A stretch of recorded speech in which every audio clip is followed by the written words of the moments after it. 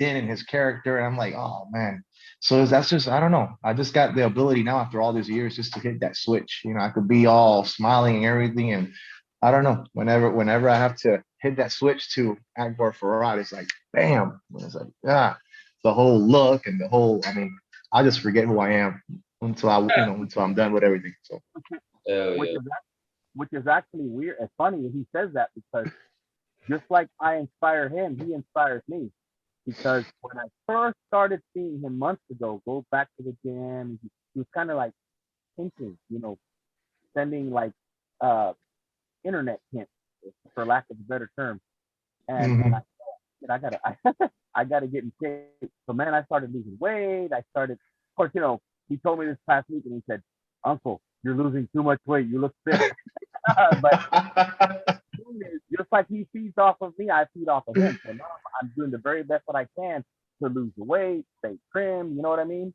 Because I know, because of the state of wrestling nowadays, mark my words, we're gonna start getting call after call. I literally had to sit my new girlfriend down and tell her, look, I'm gonna be doing a lot of traveling. I don't have very many years left in business. Until there's somebody else that can step into my shoes and then they can form a tag and I can just kind of be a manager. I'm gonna be doing a lot of traveling. I'm gonna be doing a lot of in-ring stuff. So I have to keep myself healthy. Mhm. That's hell, bro. That's dope. And first time when I met you was in New Orleans, Mania weekend, and you putting on I saw you with everything on, all the gear. I'm like I'm like, dude, like this is the real deal right here, man. I was like, this is who you've been keeping from me over here. And it was dope to see y'all as a tag team. And because you know, my early 20s, I just grew up watching him just by himself, and he had forgot his name. His, Mr. Prestigious. yeah, prestigious. There you go. Yeah, I yeah, yeah. I saw him with him, and I was like, and then he was like, no, I have an uncle, NWA wrestling, like he's a legend, and check him out, stuff like that. And I was like, man, dude, like at the end of the day, man, y'all are both legends in my eyes, man, in this Thank you, man. wrestling. Appreciate it. And I just wanted to start, man. I got no. I just wanted to start with with no freebies, man. Like that's just how it is. And then Uncle also, he's in Oklahoma. So, anyways, like when I'm starting out, I was just in San Antonio. So it's like like a 7 hour drive. So I know, man. Look, especially the promotions, and because you saw me there since day one. The promotions where I was working at, I was only making 10, 20 bucks. They're not. Al's not gonna come drive 7 hours for those promotions. He's at that time he's been established. So it's just me. And that's something I wanted to do. I say, that's something I don't want nobody saying, oh, he started spoiled. And I wanted to earn it, man. And that's how, obviously, Mr. Prestigious, we literally lived by each other at that time. It was like a 5 minute drive from each other. And he took me under his wing in San Antonio because that's where that's where I started off. And then as I went to expand, then I'm like, all right, now I'm ready to go up and see what we could do. And I'm tired of getting paid hot dogs and nachos. So started to take it more serious. And that's when I started tagging with Al and we would just go from there. that's dope. And Yeah.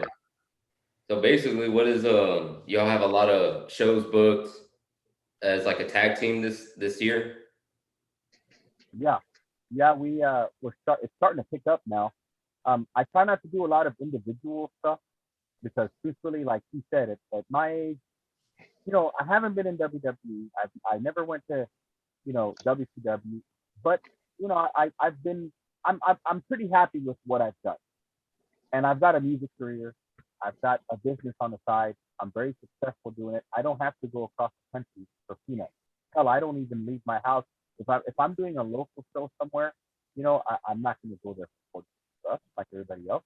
And you can take that however you want. But the reality is, I taught that to him. I said, your work is valuable. Your body of work is valuable.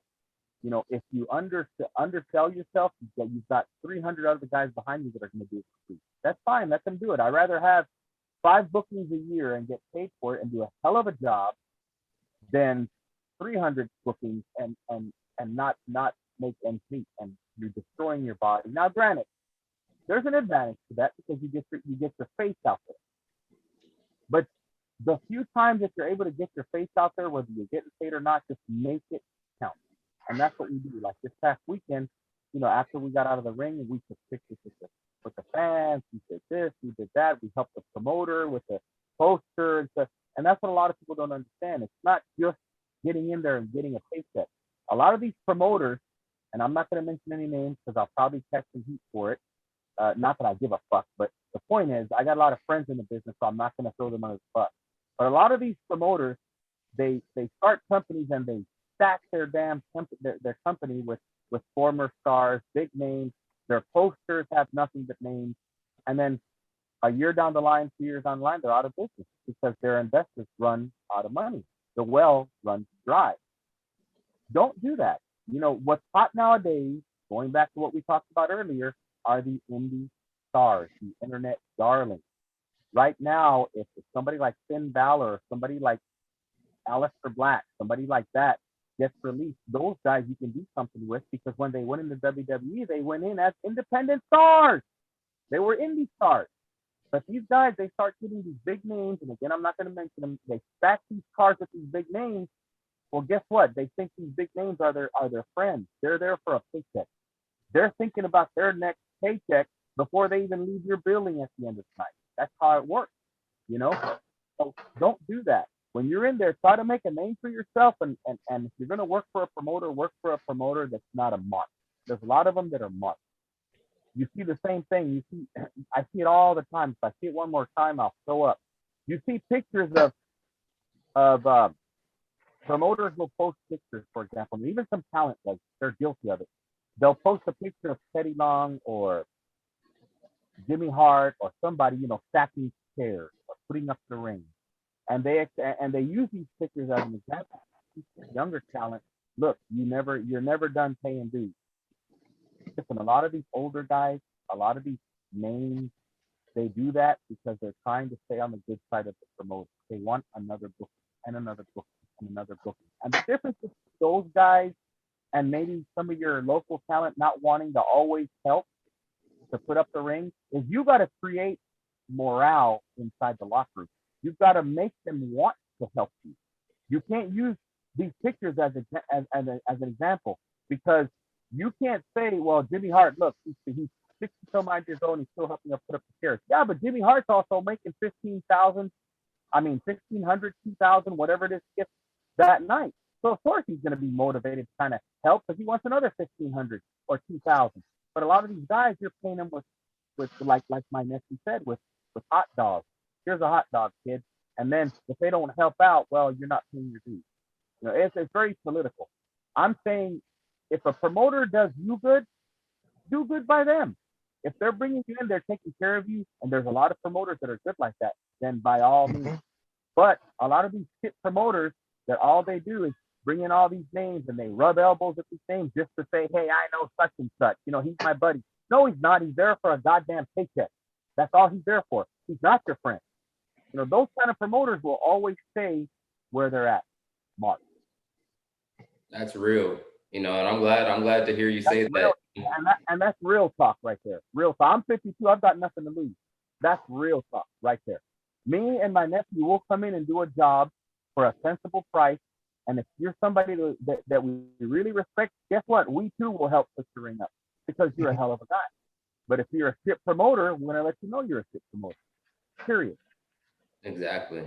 I'm glad you say that, because I recently reached out to one of these Texas promoters and asking him, do you know how to get in contact with or what any of your talent be interested in doing, coming onto my, my YouTube channel. And half of these guys, I used to pay money to watch them.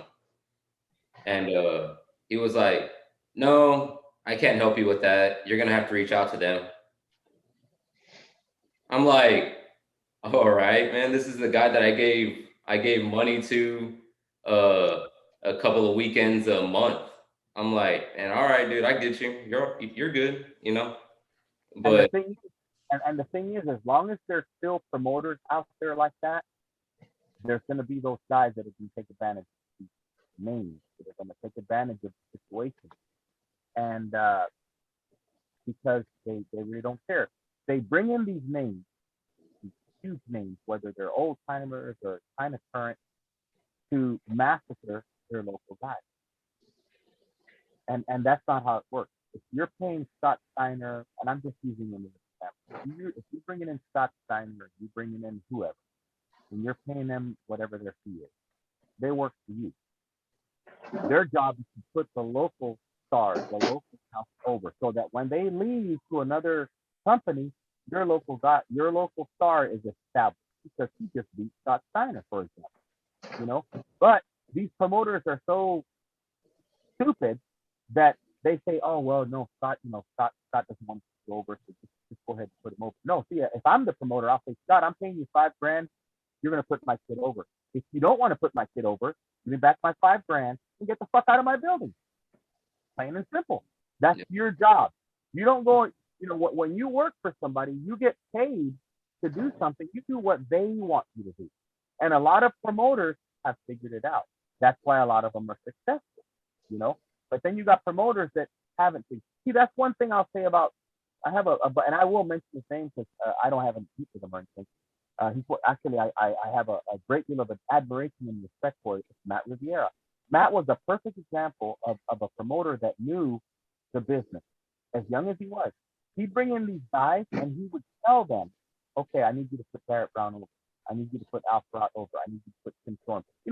His local guys. And that's exactly what would happen. We were going over on the big names, but that's how you're supposed to do it.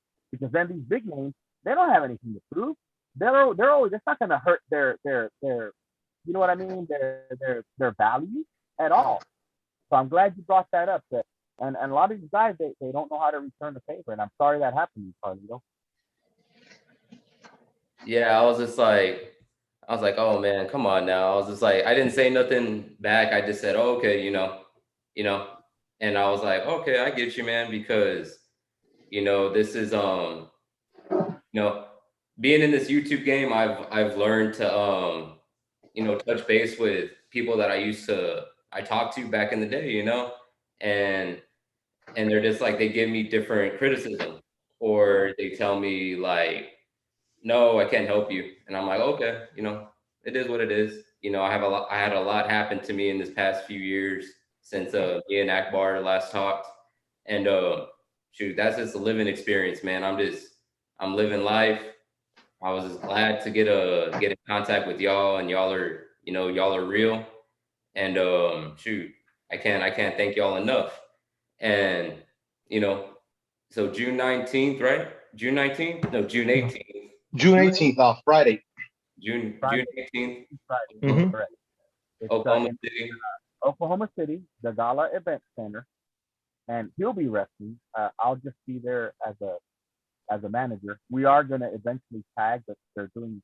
I don't know what they're doing. They've got something brewing, but there's a lot of companies we're going to be working for. He'll be giving you all the dates right now. He's already going to several places, and as soon as he gets hot, and that momentum starts to build, I'll be right behind him. But right now, I need him to be hot. He's the guy that needs to be put over. I've done I've spoken to Lachlan this past weekend about that. My goal in life is to make sure that he makes it, because I have nothing else to prove. And it's funny because we've kind of met in the middle. He was a real bad hothead when he first broke into the business. Man, we would lose bookings because he was a hothead.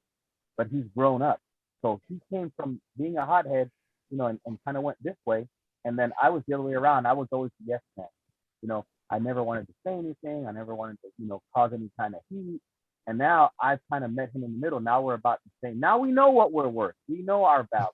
Now I'm not afraid to tell a promoter, to go fuck off if I don't agree with. And there's a lot of promoters a lot of my friends that I cherish. For years I've been quiet, not saying anything. Yeah, kind of agreeing with them. But the reality is, this is a it's a political game.